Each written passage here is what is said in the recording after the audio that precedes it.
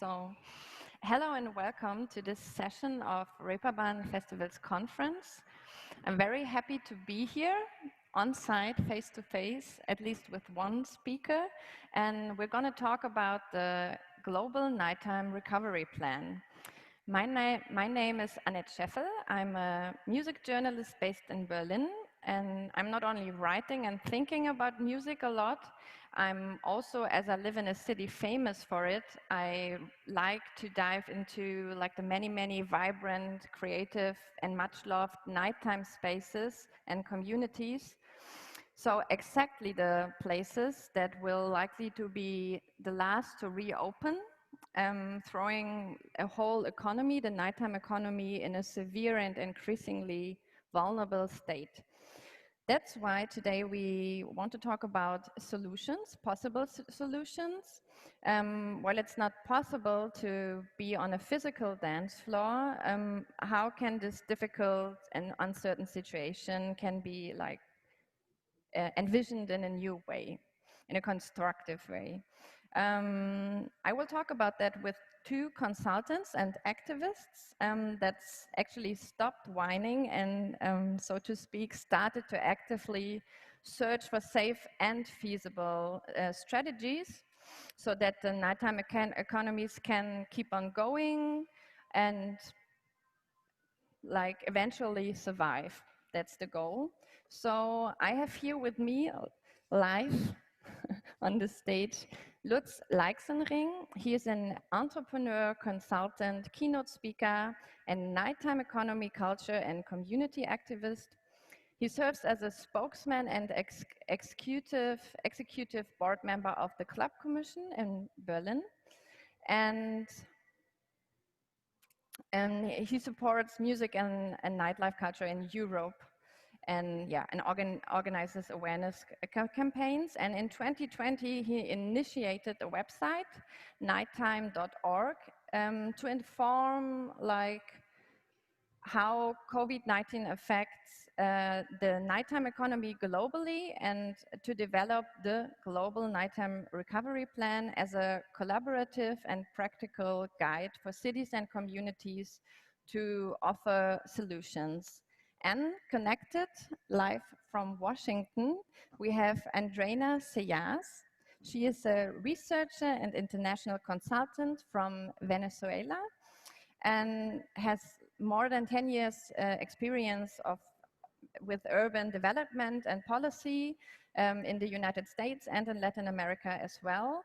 And through her doctoral studies at the Harvard Graduate School of Design, she specialized in nighttime governance and launched Night Tank, an international consulting firm that focuses on this very new field of research and practice.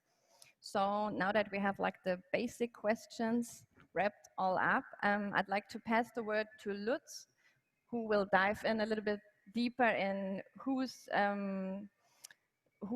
behind this project, why is it so important, how this whole idea came. Yeah, sure. Yeah, thanks for having us to talk about this really collaborative project, which is happening since a couple months now, and creates such great energy between the people who are all now in a very difficult situation. But to give you a little insight on how we actually started with this project.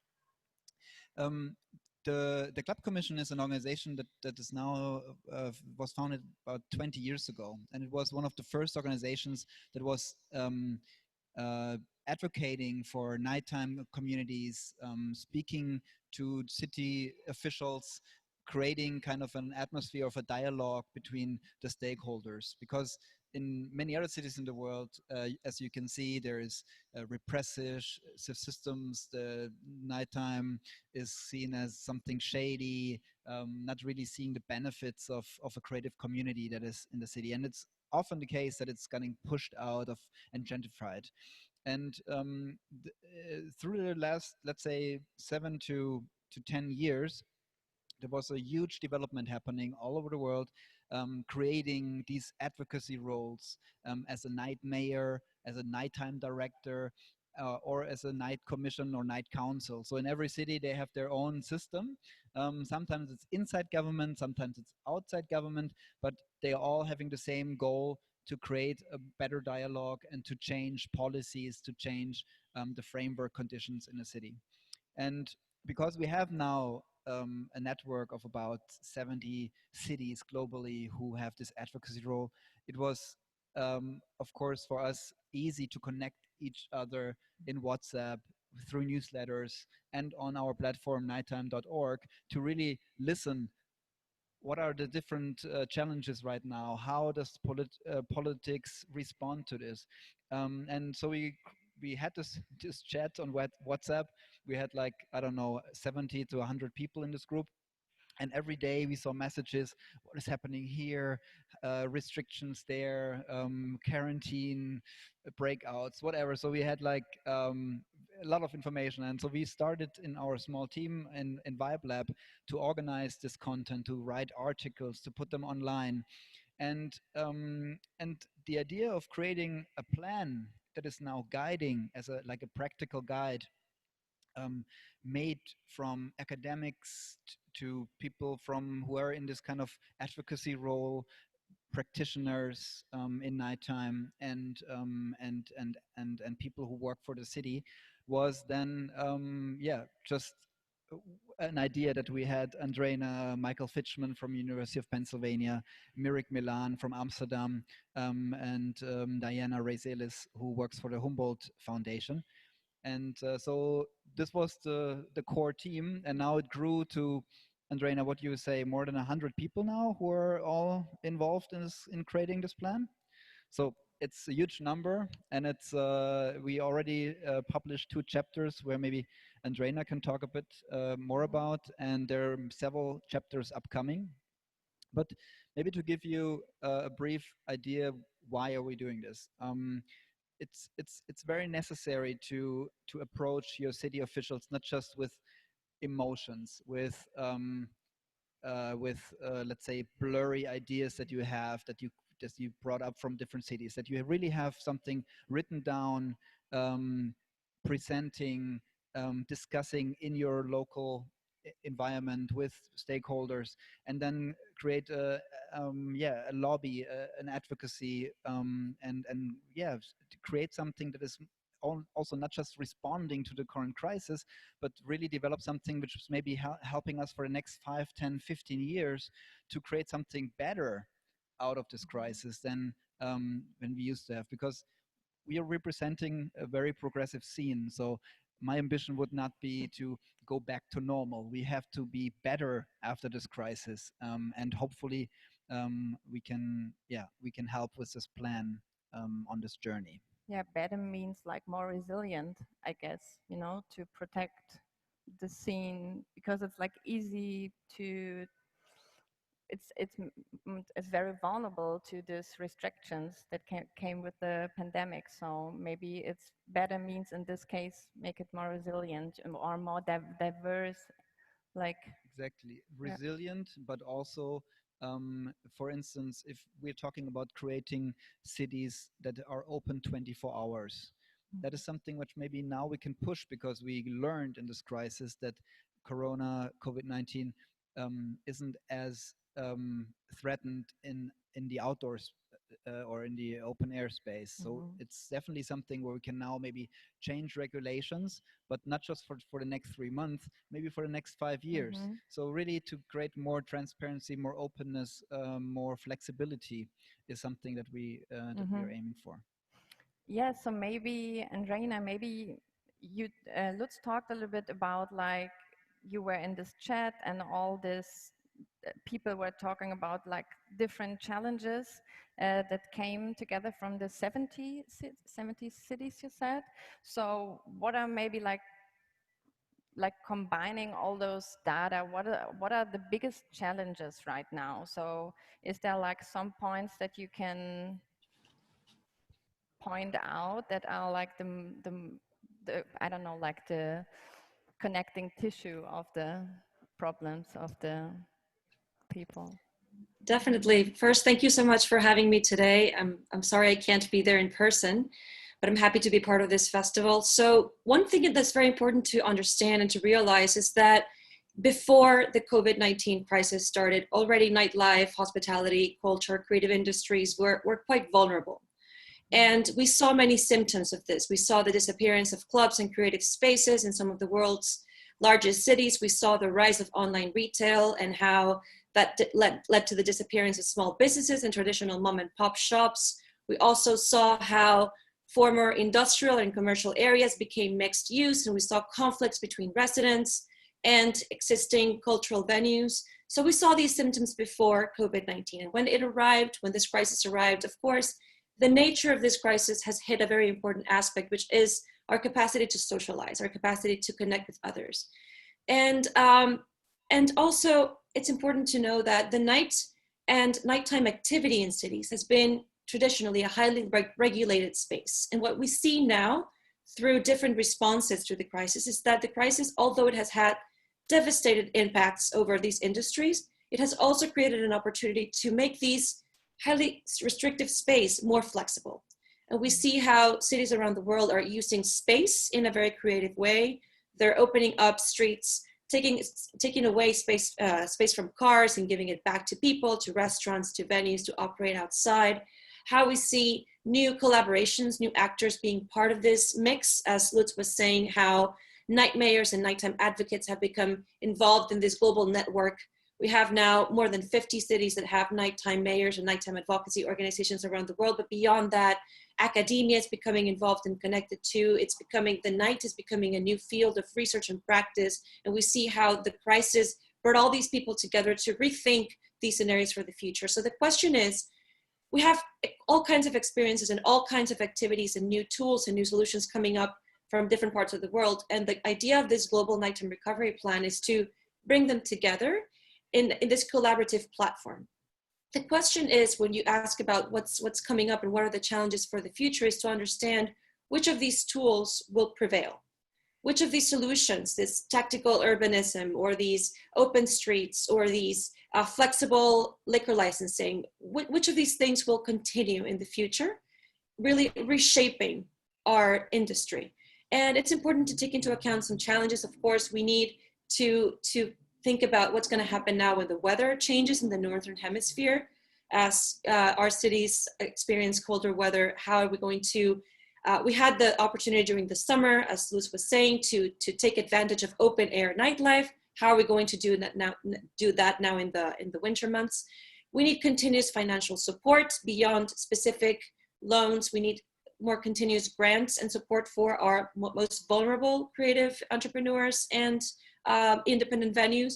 And we also need to think about how, although we see the emergence of virtual spaces to socialize and to interact, how they cannot replace real activities, and we need to think about what happens in the future. But when it comes to the plan, it's very important to see how this plan that we've put together with this broad community from all over the world, it helps think about these different issues. It fragments these issues in very specific chapters. So we already have released 2 main chapters. The first one looks at open air nightlife as a way to how nighttime activity can be socially distanced or achieved socially distanced outside. The second chapter looks at the future of dance floors, and particularly how we need to think about the safer reopening and venue operation for nightclubs and other venues. We also have other chapters coming up, one that is focused on innovating in 24-hour cities. How, as Lutz was also saying, we think about space as a variable to achieve social distancing, but what about time? How can we distribute activity throughout the day in a way that it helps us then not have so much congested spaces? We're also having a chapter on nighttime governance, looking at the role of these new advocates and new mediators, new constellations of actors, and how they become involved in responding to COVID-19. And also we have a couple of chapters on sustaining nightlife scenes. One is focused on creative industry workers and vulnerable populations, and the other one is focused specifically on independent businesses. And finally, we have a chapter that looks at measuring the impacts of this crisis, because one of the main shortcomings of cities is that we don't actually know the size of the nighttime economy, the number of jobs that this contributes, the number of people it affects. So this is a great opportunity now to measure that and to take ideas and to take solutions for the future. To put a number to it, to actually have like an argument like in the future, because if you can put a number to it and say there are that many people affected, then you have then there's like a workforce behind that, if I understand that correctly. Yeah. Yeah, Andreina, Michael from University of Pennsylvania, and I were working also on a so-called creative footprint, where we also measured in cities like New York, Tokyo, and Berlin the amount of creative space. And it will be also very interesting to see after this crisis is over how much of this creative space is actually left over. Could we save this space by government subsidies, by help programs, or by a different way of using the space in this crisis? Or is a certain percentage of these spaces just gone and used as shopping malls and Starbucks cafes? Or maybe offices. We And need offices. more offices. Yes. So I don't know if you want to dive a little bit deeper into that, but how exactly do you measure that? Can you tell So what we do is, as Andreina said, so if there were any studies in cities, there were economic studies. So measuring how much turnover nighttime does, how many people were employed. But it's really tricky to measure the cultural impact of the scene, because let's say a very mainstream, big top 40 hits table dance, whatever venue, makes probably a lot of money, but what is actually the footprint, the creative footprint of such a space? Is there something new happening? Are these emerging artists are on stage? Is it a space for a certain community, maybe for marginalized group? Is this a space where experiments happening, new sounds are being developed? All these questions are not being answered by just having economic numbers. And so what we did in these cities was we measured how much space is there, how old, so for how many years are these venues there, what kind of people are going to this venue, how does the space advertises to get audience with artists, with lineups, with bands, or are they advertising with cheap drinks, food, and motto parties, happy hours, exactly. So it's also that those are like really objective information that you can measure by going into conversation in a city, doing dialogue, doing focus groups, talking to people who are running nighttime, and at the same time, and that's our approach, to arm those people with numbers, with information, because till then you only had the feeling that something is going wrong, that you're losing space, that the city is turning into a shopping mall or into a Disneyland. So this is a feeling, a very emotional way of approaching this, and complaining about it doesn't really get feedback from the real estate industry or from politicians, because they cannot really address to these feelings. They mostly don't even know what you're talking about when you talk about nighttime. So this is something what we do, and it helps now in this crisis that we have these numbers, and then we can also monitor them. We can map it, and we can advocate for it. Yeah. As you just said, you measured like the spaces, like looking into how do they experiment and stuff like that. And as I understand your recovery plan is that it highly encourages like to do like small scale experiments, to I don't know, to engage into like little ideas and just try it, and then share the data with everyone else. So can you maybe, are there some like experiments that you know of that actually worked quite well somewhere, I don't know, in Latin America, or ideas that could actually help like other cities as well? I don't know. Yes, as Lutz was saying, as Lutz was saying, I think it's very important to think about, as I said before, one of the challenges was that nighttime activity has been always highly regulated and licensed. And we need to change that approach, to have a data-driven and a more experimental approach to when thinking and planning for nighttime activity. And that starts, of course, with data. And that starts, of course, with understanding, of getting these numbers, but also understanding how these dynamics of nighttime activity are changing and shifting. And one thing we're seeing is that already before the crisis, we saw how nighttime activity was decentralizing to some extent.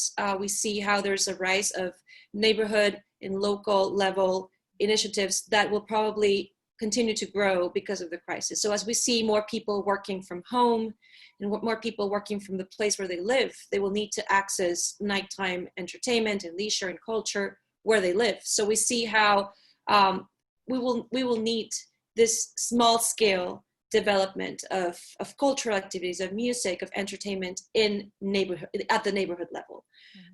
There's all kinds of conversations coming from Paris, the idea of the 15-minute city and how we have to have proximity to all these activities from, like not only going to work or accessing food and accessing important elements for your livelihood, but that culture is part of that 15-minute environment that you have to reach to. When it comes to specific experiments, I think it's very important to highlight how there's many cities around the world that have been distributing surveys to gather data on their nighttime activity and on the impact of the COVID crisis over their nighttime industries.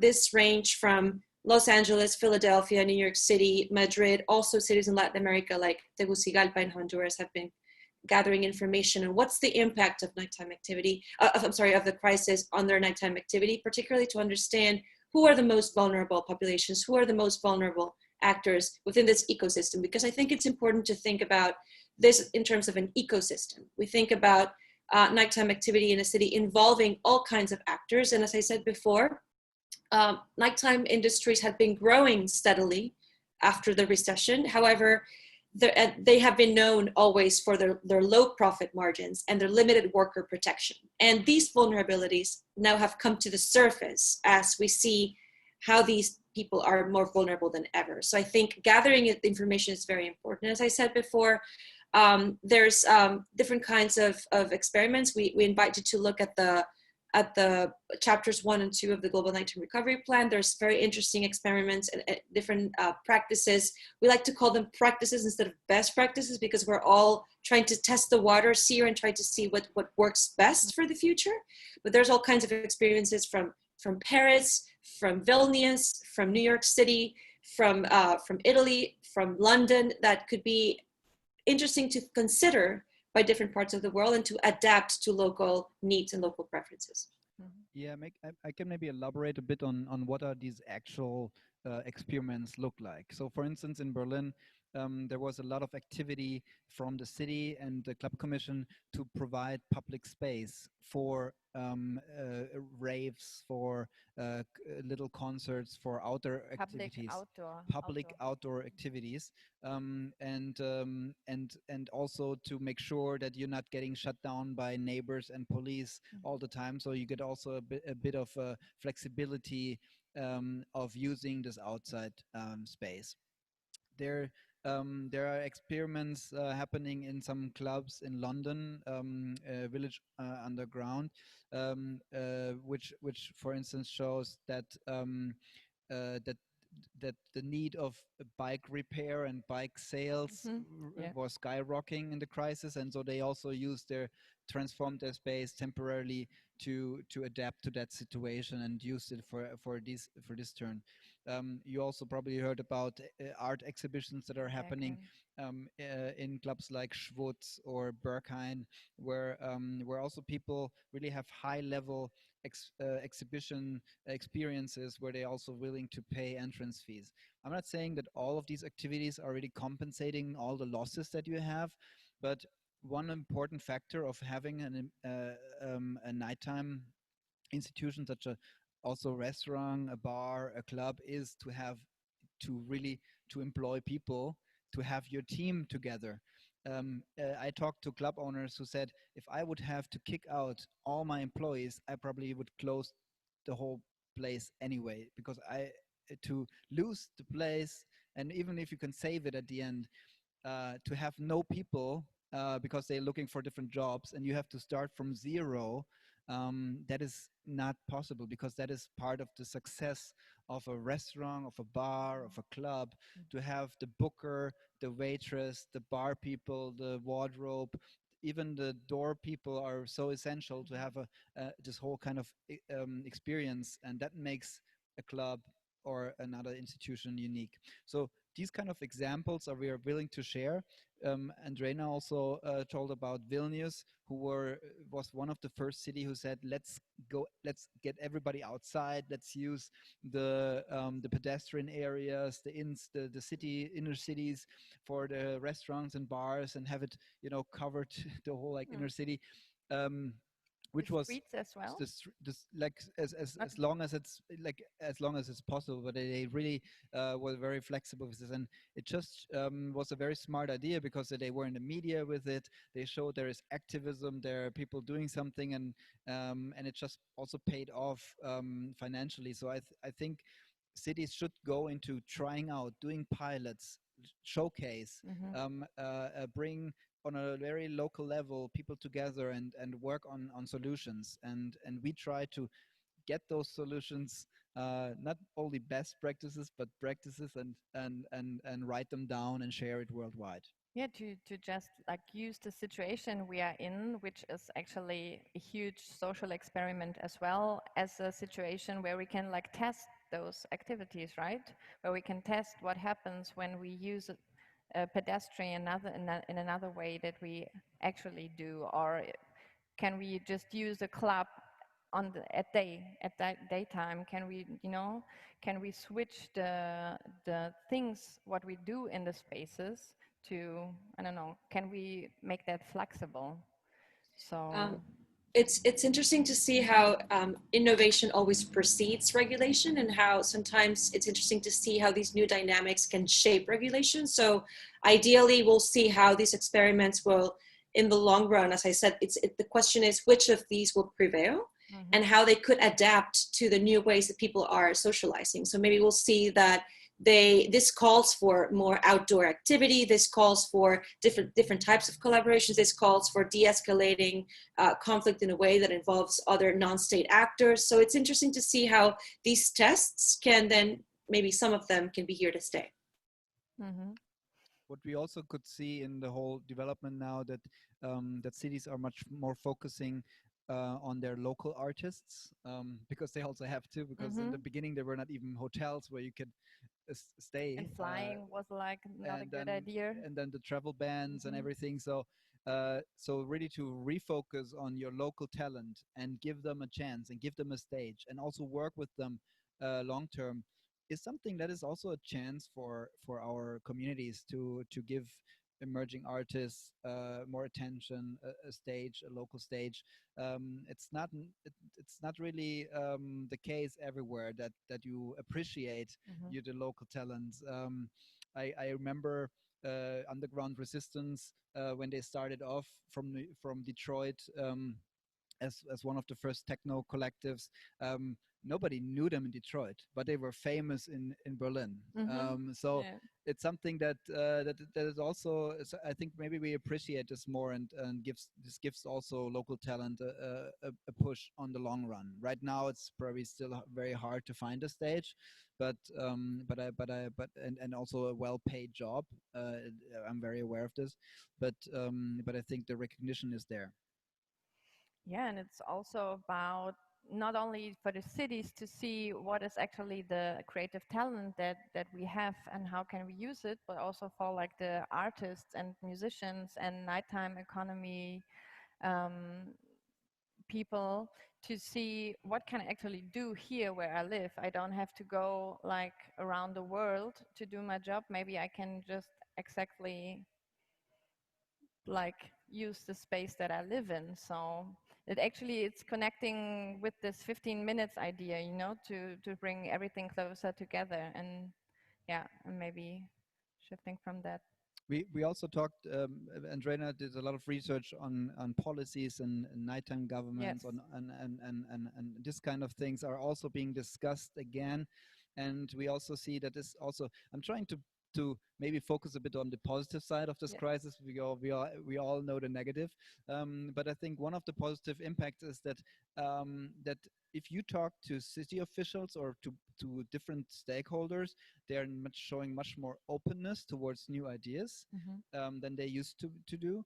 they're listening. They also see that a relevance now in nighttime, because they see it's totally shut down, and how also affects the whole society in, you know, in having less relevance for socializing, or not able to Yeah. be able to socialize.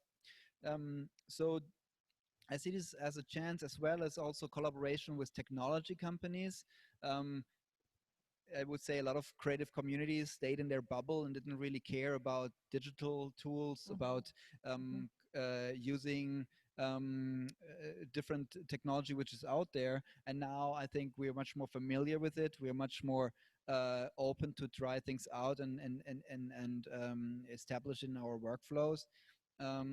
Yeah, and to give a maybe also a brief view on what we're doing now in Berlin to tackle the, let's say, the very short term problems. We are now looking into rapid testing. Yeah. So there's also new technology coming in testing, that you have in 15 minutes your result, and it's cost less than 10 euros. So there, if we get this through, I think it's also a possibility that we have events in a space again where everybody's been tested, and so you can Before. also feel safe Yeah. in one space. Imagine that feeling after now half a year social distancing. Yeah, so then basically you can go, you could do like a club event, like a clubbing event when everybody is tested. Yeah, you could do that. And these are actually the strategies that I'm interested in, because in the United States and in Europe, we are facing like the autumn and the winter now.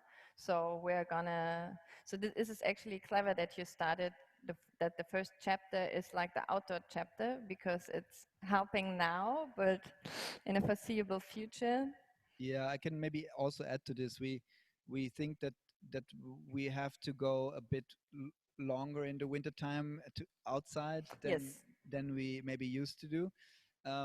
But there is also aid programs or emergency programs of the German government that you can actually apply for, making your outside area more like rain safe, investing in different maybe yeah, to make it corona safe, let's say, to invest in your space. And there are also now budgets to do so, so it can also help to have an investment in your venue, which is also maybe on a long term helpful. I'm talking about Germany, and I know that's not the case in the US, and Andreina can maybe In elaborate the a bit south more. of the US, it's not, yeah.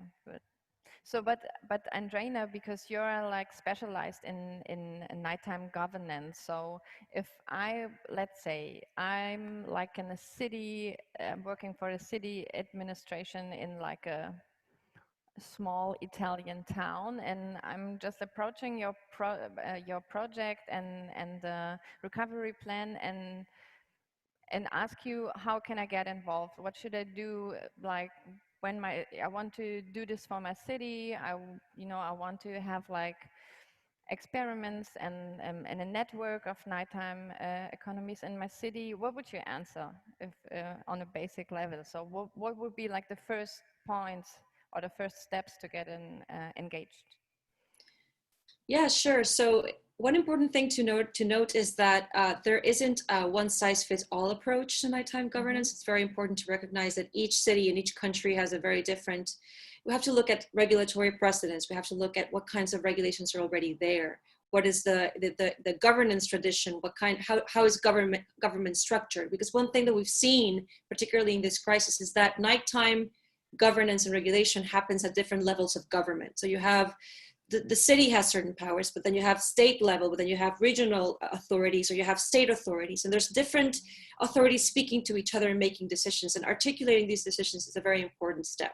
So first, looking at your regulatory precedents, and as I said, also there's something I like to call the pendulum effect, which is there's like two main kinds of nighttime policies. On one hand, there's those cities or traditions that think that to regulate the negative aspects of nighttime activities, such as increased noise, increased congestion, excessive drinking or excessive consumption of certain substances, that the solution of that is to restrict the hours of nighttime activity. And that's what I call the restrictive nighttime policies. But then on the other hand, you have other cities that advocate for more enabling policies, which is the opposite. Is if you want to regulate what happens at night, you have to redistribute this activity throughout the day and throughout space.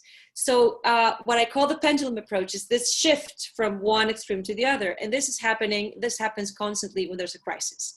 When there's an accident, when someone dies in an event, in a nighttime event, when you have a terrorist attack, or you have a crisis like COVID-19, there tends to be a shift from enabling to restrictive policies, and you see greater involvement of the police, and you see curfews, and you see restrictions and dancing bans and all kinds of regulations. So the question here is to understand who is your ecosystem, who are the actors involved there, as we said before, to measure what's the size of your nighttime economy and to get a sense of what are the contributions involved, and then to recognize your regulatory history. And based on those factors, you can put together a strategy. But it's very important that I think that this crisis right now, it's helping the sector and helping the industry raise the bar and reimagine business models that are safer for both patrons and people who work in these industries, which is a great opportunity. As we saw before, this sector, this industry was quite vulnerable, while the nightlife industry and nighttime activity has been a huge source of creativity, of innovation, of change, and clubs have huge expertise when it comes to managing health, managing safety and prevention. We also see different kinds of different types of experiences and a spectrum of experiences. So it's important to understand how these crises can help raise the bar for everyone and create new opportunities to share best practices to govern these activities in a better way. So in a nutshell, I think there's not a one size fits all, but cities should think about what is their history when it comes to nighttime activity, who are the actors involved, and then based on that, put together a strategy that involves either an advocate or an office, a dedicated office to manage these activities, or a coordinated system that gives voice and gives representation to all the actors and all the people involved in these ecosystems. Yeah, and maybe I can add that we then are the counterparts to interview you with your showcase. We will help you to bring this on a global level, to get more attention for your solution, maybe to also get feedback from other cities. So I think the conversation starts and the collaboration is going forward, and we are trying to help and to kind of streamline this through the Global Nighttime Recovery Plan. And we always offer cities then, of course, to give them also expertise during this process. So if they have a certain plan and they want to execute it, then we can also discuss it with different stakeholders who maybe have similar experiences. The authors, the contributors to our recovery plan are willing to consult and give insights on their work. So this is something where, yeah, it's I think a unique opportunity to have this massive knowledge in one group globally. And if you want to do the next step, you want to go forward, then be part of that movement and join.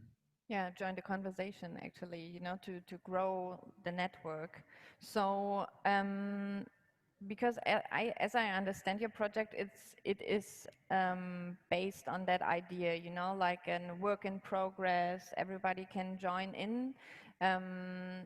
So is there, maybe you can talk a little bit more about how it is actually working? So how everybody gets involved? I don't know. Are there just people emailing you, calling, and what are the next steps? Maybe to give like maybe there is somebody online who wants to join, and yeah.